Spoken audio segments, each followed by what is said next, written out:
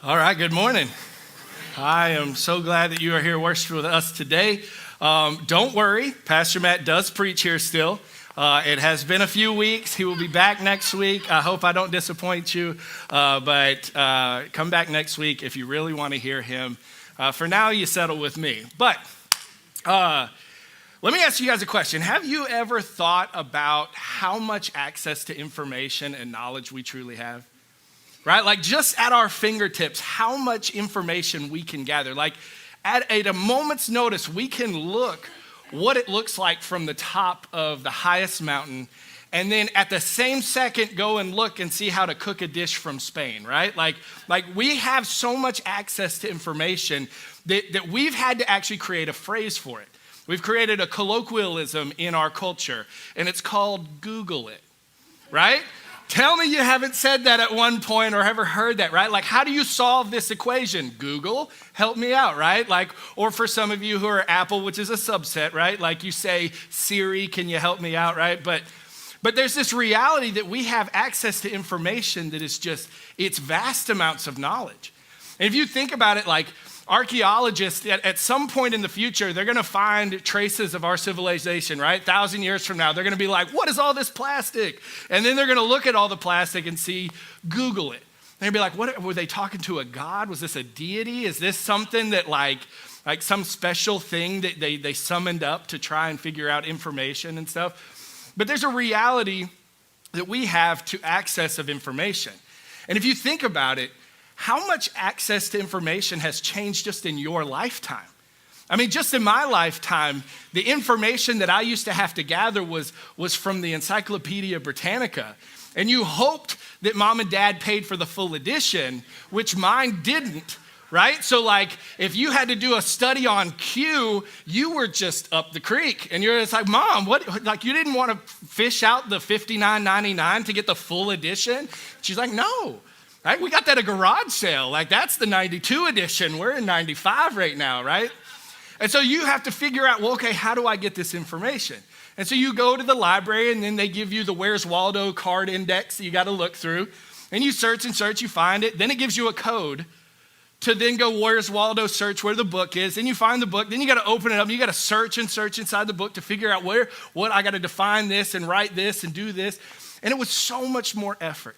So much more work to try and figure out that information. And it reminds me of a story of Albert Einstein. Albert Einstein, he's having a conversation with a colleague of his. And the colleague and him are having a great conversation, and they're really getting into some mathematics and things like that. And so the colleague goes, hey, can you give me your phone number, and we can continue this conversation at a later date? And Albert Einstein's like, yeah, sure. And then just turns around and takes off. And his colleague's a little confused, but he kind of starts to follow him. And so they go all the way through the campus, and he winds up at the mathematics and science building, and he goes into his office, and it's just distraught everywhere, and there's papers everywhere. And he's pushing things around, he's searching around, and finally he finds the directory for the college. And he pulls it out, and he sets it down, and he opens it up, and he starts searching for his phone number. And his colleague is like confused, and he's kind of chuckling a little bit, and he's like, whoa, wait. You're one of the smartest men on earth, and you don't even know your phone number? And Einstein looks at him, and he literally says, why should I memorize something that I could so easily get from a book? Why should I memorize something when I know where to find the information for it, when I can have access to that information? And when you think about it, that's kind of how our culture is, right? Like, we don't actually learn the information, we learn how to Google it. We learn kind of where to look to find the information, but we actually don't build upon that information. We don't take that information in. And I think that there's a tendency that we don't realize, but we're actually missing out on some great knowledge by just trying to learn it for the moment, but not actually truly taking it in, right? There's wisdom and knowledge that we're not capitalizing on. And if you look at the ancient people, you can actually see that they utilized that reality, that they didn't have everything written down, but they utilized the wisdom that they would get time after time after time. And so if you watch documentaries, you read some of these articles about Egypt or Mesopotamia or the Mayan culture, or anybody who's like megalithic rocks, right? Anybody who's moving these megalithic structures, the sad reality is our archaeologists and scientists are coming to the conclusion that it must be aliens. That's the only way they could have moved rocks, right? Because they didn't have the big cranes and the forklifts and the things that we have, so it must have been aliens. It's the only way, because if we have it figured out and we have all this knowledge, then there's no way that they could have. And then you have some who are like, well, no, maybe it's not that they're aliens, but maybe they had technology that we don't have. Maybe it's a lost technology. In fact, a leading scientist or leading archaeologist in Egypt is saying that the Egyptians had lasers, which is how they carved the stones with the hieroglyphs and everything. And that's really confusing when you think about it, because even today, we're still confused as to the aspect of what lasers are and fully comprehend how lasers work, right? Like we've got it. We've got a general knowledge of it, but we don't know this advanced stuff that they think that they have. And so there's this mystery that they think exists that we're missing out on this. And I don't think that that's a lost tech. I don't think that they've lost tech. I think that we have lost generational knowledge, right? Think about this. If you're carving and your sole job in ancient times was to be a carver of stones, you learn that trade. You don't go on vacation. You don't set aside a 401k. You're not setting yourself up for retirement. You work until your fingers are gone or God takes you home, right? Like that's the only thing that you focus on. And so you hone your skill and you do this skill so well. And your son or daughter is going to take up that skill. And their son is going to take up that skill. And their son is going to take up that skill. And next thing you know, you have generation after generation after generation of wisdom and knowledge and a skill set that is capitalized on. They're moving forward and forward and forward. And so you see this knowledge of growth being capitalized on. And that's something that I think that we're missing out on. In fact, you can kind of prove it to yourself if you've ever tried to build a deck and you wanted to hire a carpenter. Okay, I'm going to give you a little tidbit here. The best carpenters are ones whose dad or grandfather was a carpenter as well. You could hire one man who's been a carpenter for 20 years and his dad was a carpenter and his dad was a carpenter, and he could work circles around 5 or 6 employees at one time. Because he knows what to do. He knows the tips. He knows the tricks. He knows the trade. He knows it so well that he can go and make 10 cuts and go set it up. Meanwhile, everybody's out there stretching where you're measuring 1 cut at a time. You're going back to the saw. And so he could probably do a deck in 2 days, whereas a group of 5 could probably do it in 5 days. And there's a reality of the knowledge and the wisdom that they build on. And they grow from, and they understand this because they access that knowledge and they go further and further and further and further. But if you're like me, we don't always have the knowledge that we think we do, right? Have you ever gone to IKEA? You ever tried to put something together from IKEA, right? If you're a manly man, you get put down a lot. But if you're a manly man, you throw that instruction manual off to the side and you're like, babe, I got this. And you start putting it together and you're building this thing up and you're making whatever it is, some dresser that has special things on it. And you put it all together and you're like, hey, babe, come look. And my wife comes and looks and she's like, what's that extra piece of wood there? Why is there 5 extra screws? Why are there 2 wood dowels? Like what? Why? And in my mind, I'm going, IKEA's just generous, right? They gave me extras just in case I broke it. Come on, babe, like, right? Like this is the assumed knowledge that I have, is that I've got it all down. I've got it under control because all I have to do to solve everything is just Google it. I can just look it up when I need to. And I think there's a danger in that mentality because it begins to bleed into our faith. That all we have to do is just learn what we need to know at the moment. When crisis comes, when pain comes, when a struggle is there, learn what I need to learn at a moment's notice about who God is, and then everything's fine. It's kind of like we take the mentality of sprinkling Jesus on every Sunday, but then Monday through Saturday, he doesn't really exist. It's just, I need to know it when I need to know it, and that's it. And we have this mentality of God fixing us. That's the whole purpose that we're here, is for God to fix us. And we lose sight of the reality that we're not in this church and in this moment here to be fixed. We're here to be in a relationship with God, to truly embrace this relationship that we have with God, that our God loves us, adores us, desires to be with us. But we're so consumed with this self-help mentality and this fix me mentality that we get distracted. If you go into any book website, you can look that up. The top 20, at least half of them are self-help. How to fix my life, how to fix my marriage, how to fix this, that, or the other. You know, Atomic Habits was number one for many weeks, and I love that book. It's a great book, but if you don't put it into practice, it's worthless. It's just words on a page, right? So there's still effort that has to be involved, and so we get so caught up in this fix us now, God mentality that we lose what it is to understand who God is. We lose the knowledge of God. We lose the wisdom of God because we're so distracted by the wisdom that the world offers us that we don't focus on what God shows us. We don't focus on what God has already done in our lives and how we can be impacted by that truth and that reality in no matter what situation that we're in.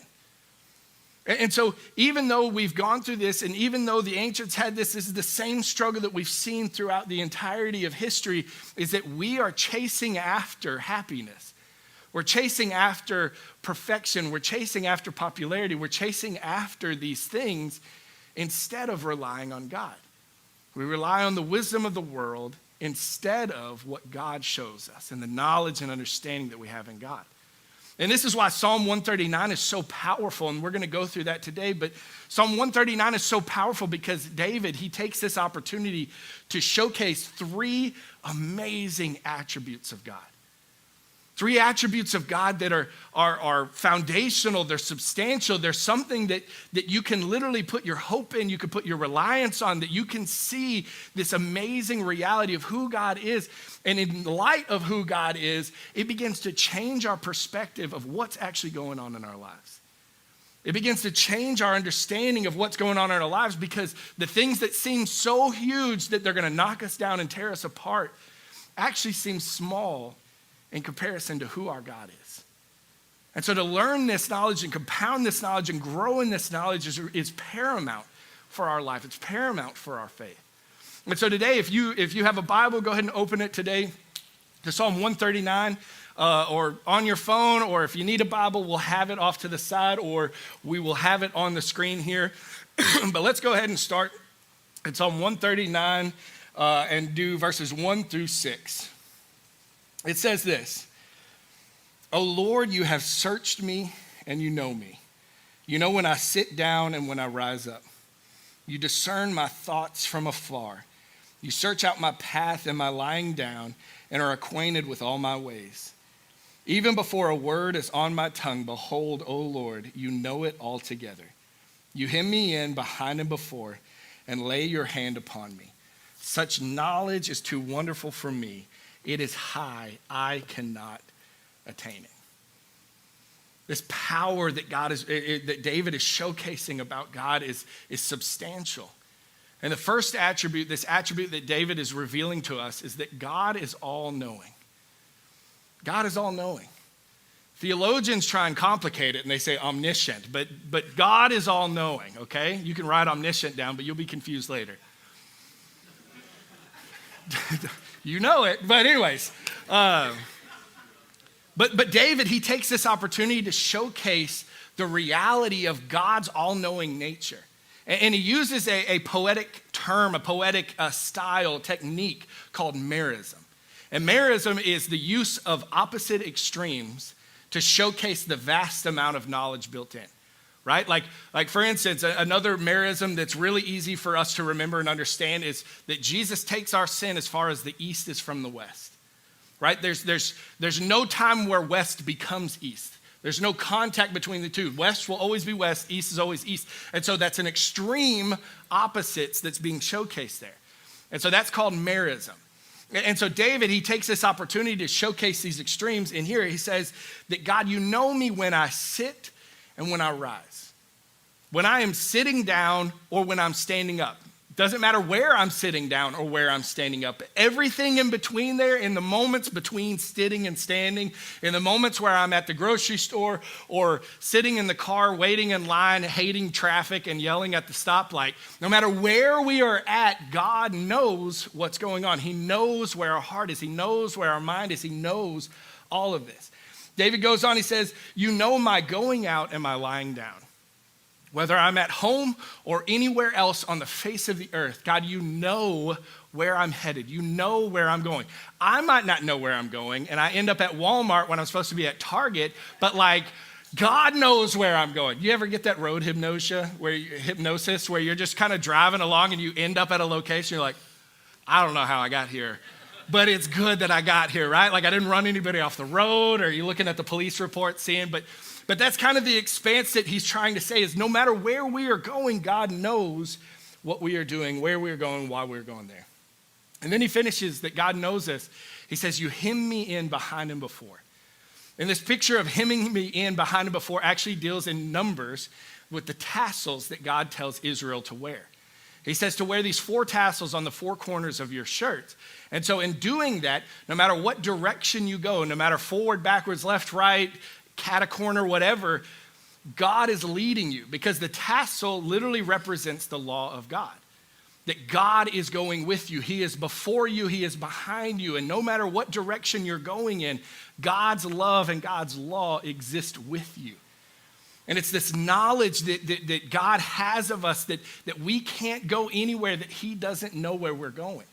We cannot catch God off guard.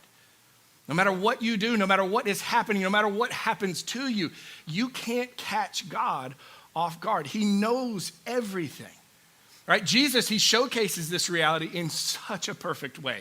In Luke, the Gospel of Luke, Jesus, he's taking this opportunity to preach in this man's house. And so this paralyzed man and a couple of his buddies decide, hey, we're going to go interrupt Jesus' message. We're going to dig a hole in the roof of this guy's house. Then we're going to lower our buddy down so that maybe Jesus could heal this paralyzed man. Now, that's rude. Don't go digging through somebody's house, like through their roof of their house. But they knew that they had to do something drastic. And so they go and they start beating through the roof of the house, and Jesus, he's preaching and teaching, and there's Pharisees and Sadducees and all kinds of people just sitting there listening to what's being taught. And the roof's caving in because, they're dropping this guy in. And so they finally drop this guy in, and Jesus, he stops his message. He turns and he looks at the paralyzed man and he says, my son, your sins are forgiven. And immediately, this is the best part, immediately the Pharisees in the back of the room began to think to themselves, this is heresy.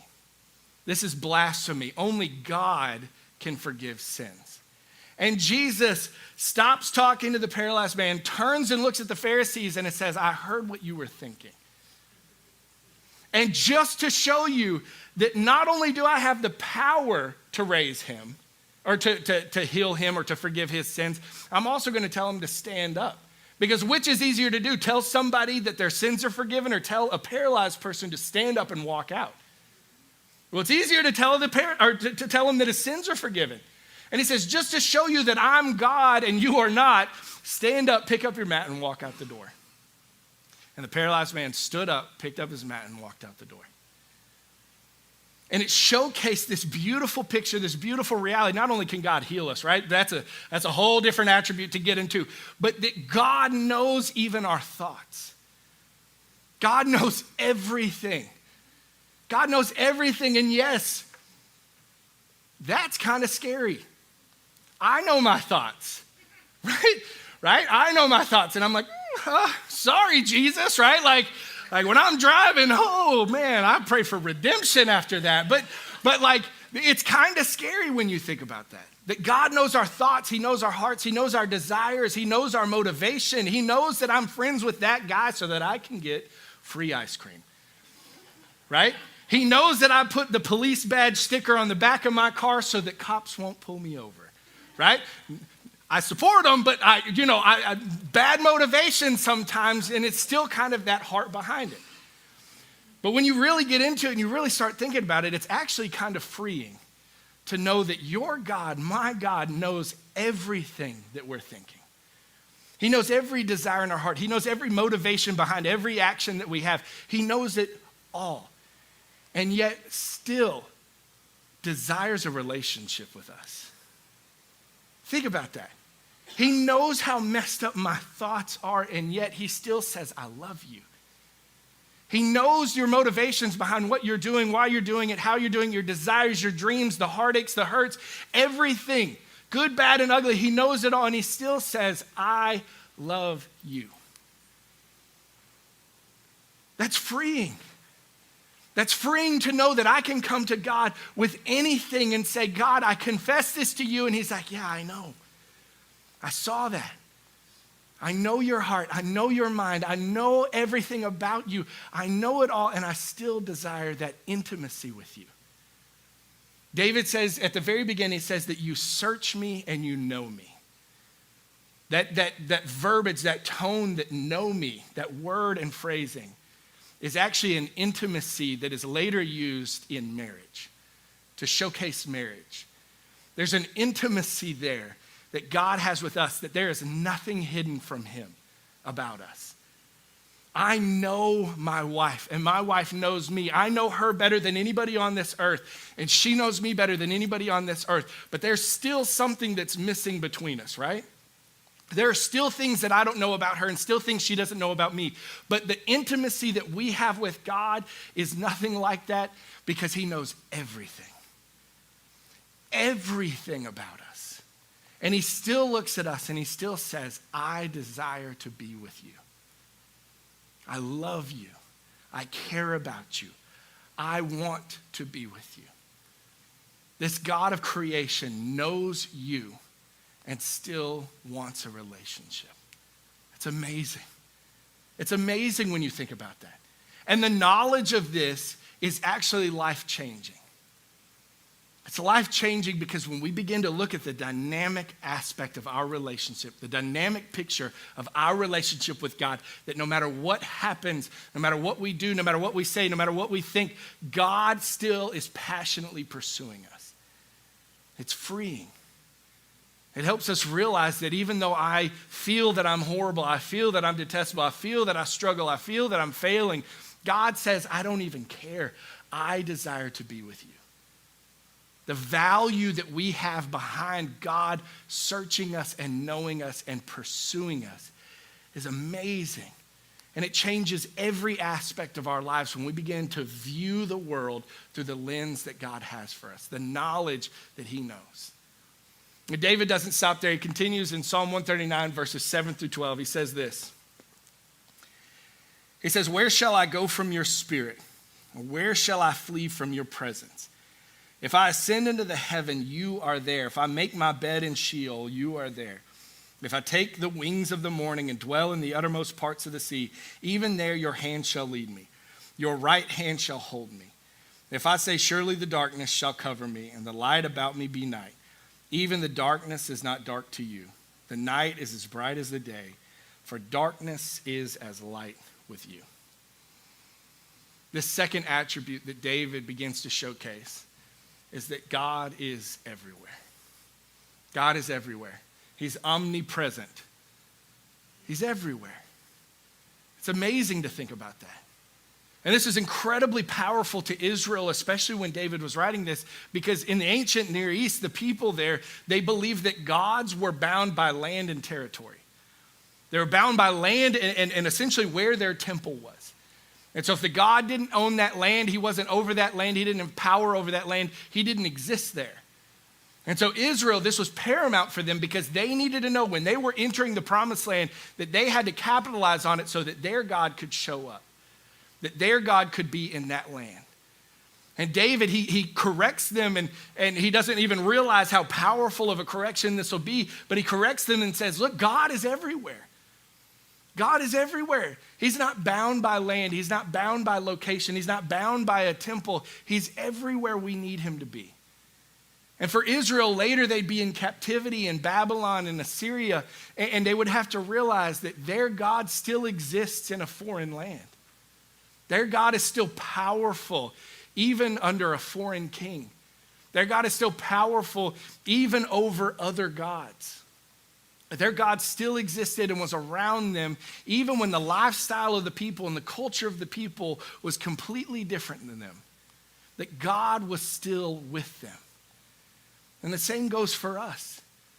No matter what nation we're in, no matter what government we're under, no matter what state we're located in, no matter what's happening around us, no matter what chaos might seem too big for us to endure, God is still God over that. God is still present with us. He is still with us no matter what situation we're in. David says, if I go to the depths of Sheol, hell, if I go to the bottomless pit of hell, God, even there, you're there. You're still with me even if I was there.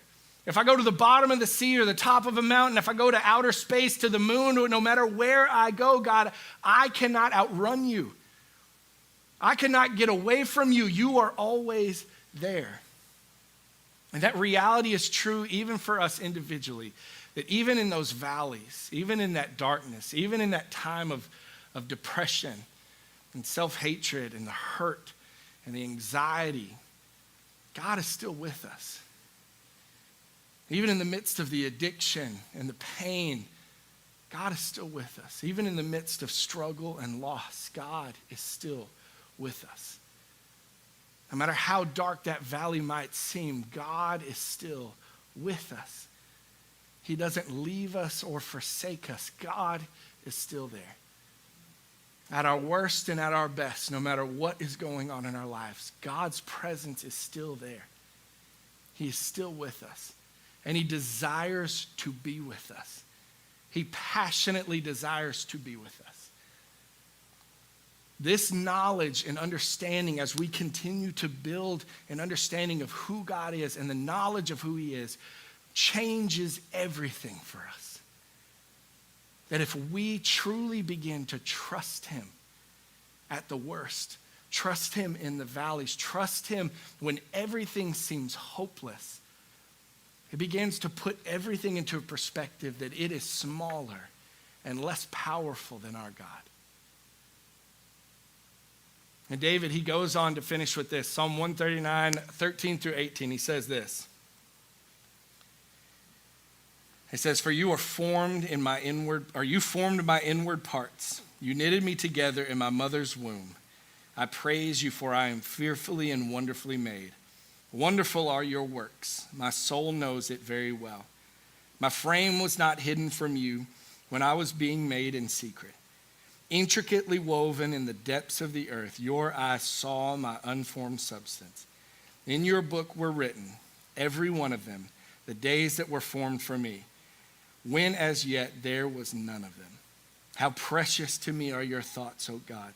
How vast is the sum of them. If I would to count them, they would be more than the sand. I awake and I am still with you. This third and final attribute that David showcases is that God is all powerful. God is all powerful. He is omnipotent. He is all powerful. How amazing is that? And this is the epitome of the picture of God that we kind of tell ourselves, that we kind of grow up with, is that God is all powerful. And he showcases that throughout the rest of Scripture. He showcases how powerful he is, that this God, he created from this mud pie this man, and he formed him and fashioned him, and then he breathed into this mud pie breath of life, and it turned to Adam. That this God who desired to create something created everything out of nothing. This God is all powerful. This God who says he holds the cosmos in his hands. That it says that he knows each star. He's numbered each star and he knows each one by name. That God of creation is so powerful. In the Psalms, it says that he speaks, and when he speaks, it is so powerful that the cedars of Lebanon, these giant trees like the redwood forest, these trees explode and splinter because of the power within God's voice. He is so powerful, and he is so amazing, and he is so worthy of our praise that he creates a vacuum of worship. Not that he demands the worship, but that there is such a presence that worship has to come out. And if we didn't exist and we weren't worshiping him, it says that even the rocks would cry out in worship of God. That's how powerful our God is. That's who our God is. And that God knit you together, formed you in your mother's womb, and gave you life.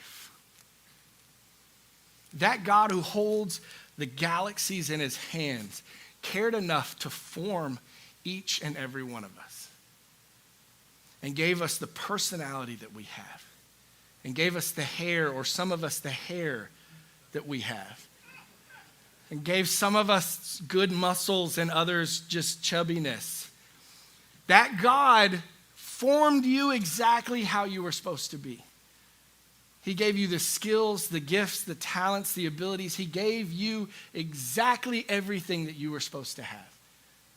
And this is the beauty of when he starts, he says that you were fearfully and wonderfully made. That term fearfully is not intimidation, it's not scared, it's intentionally. That God, with absolute intention, created you to be you, exactly you, with nothing else. God didn't make a mistake. He's not in that business. This God formed and fashioned you specifically to be you. You were fearfully and wonderfully made. Fearfully and wonderfully made. And the reality is when you begin to process that and you begin to understand that reality, you begin to realize that you are here for a reason. You're not only here on this earth for a reason, you're here in this building for a reason, you're here in this community for a reason. You exist for a purpose. And some of us might not know what that purpose is, but God still has that purpose for each and every one of us. You are here for a reason.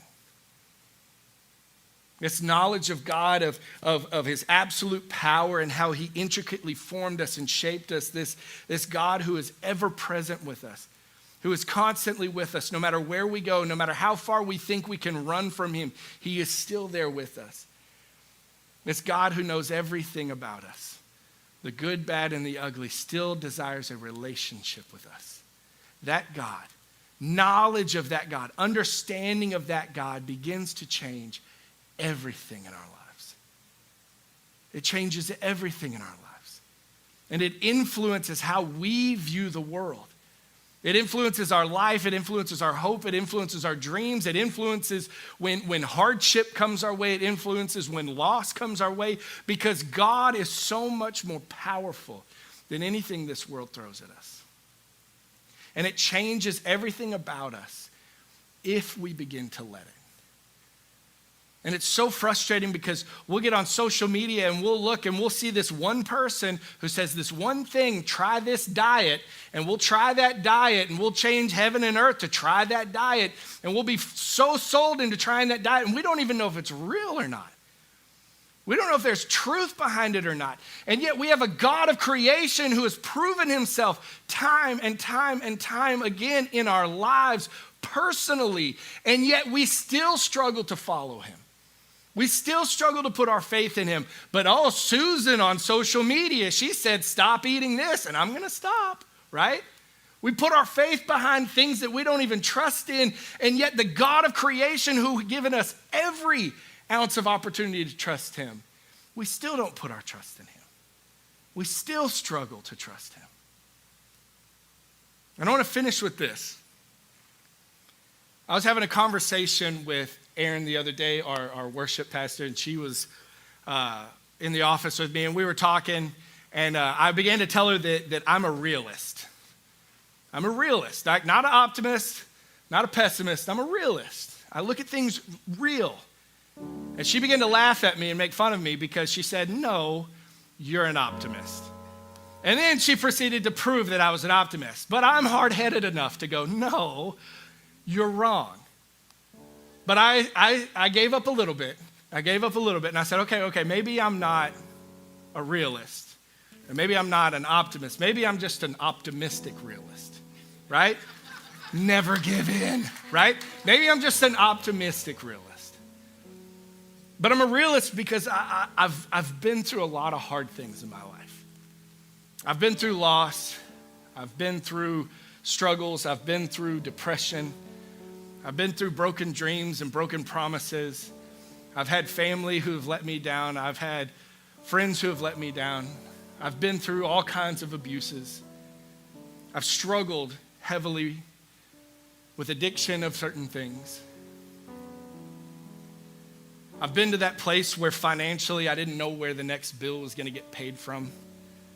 I've been to that place where you are hopeless and it seemed like you had every kind of red notice before you and you just didn't know what to do and where to put the money and you just struggled and you said, okay, well, I'm going to put it here because at least we'll have food.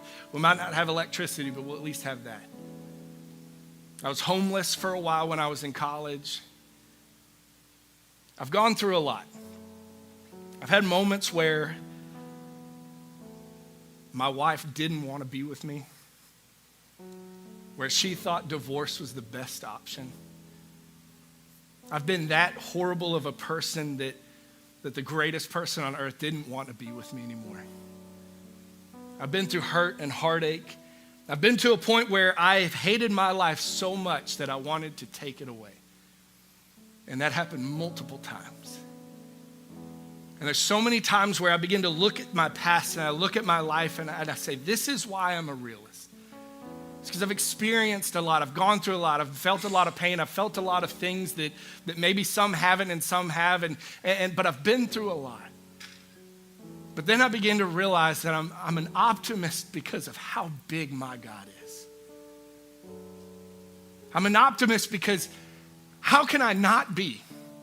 This all-powerful God, this all-knowing God, this ever-present God loves me.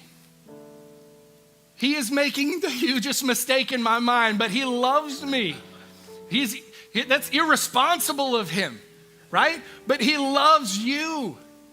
This God of creation who holds the cosmos, who spoke things into being, who fashioned and formed you intricately to be you, loves you, desires you, adores you, passionately pursues you. How can we not be optimistic? How can we not be joyful? How can we not be happy? How can we not just be oozing, glowing awesomeness because of who he is? And so let me ask you, how big is your God? How big is your God? And do you even trust him? Do you trust him? I want to challenge you with two things before we go. The first I want to challenge you is find joy and confidence in who God is. You have an amazing God who wants and desires a relationship with you. You don't have to do anything extra. You don't have to fix your life. You don't even have to change your thoughts. Just show up. Begin to trust him. Put your faith in him. Watch what changes when you begin to do that. Find joy and confidence in who he is, because he is more powerful than all the hardship and the heartache that the world is going to throw at us. He's more powerful than anything that you could ever comprehend. He is more powerful, and the reality is he has brought you through it before. When you begin to look back, you begin to think how life has progressed, you see that God has brought you through the struggle before, and through the hardship and the pain and the loss and the hurt. God's brought you through it before. And that leads me to my second encouragement, my second challenge. Find a way to remind yourself of what God has done. In the ancient times, they would put up this thing called a stele. There's a big megalithic rock, and they'd put this stone up, and they would carve into the stone the story of what God was doing, what God did at that point. They did this when they began to enter into the promised land. They set up the stele, and they carved into it, God has given us the promised land.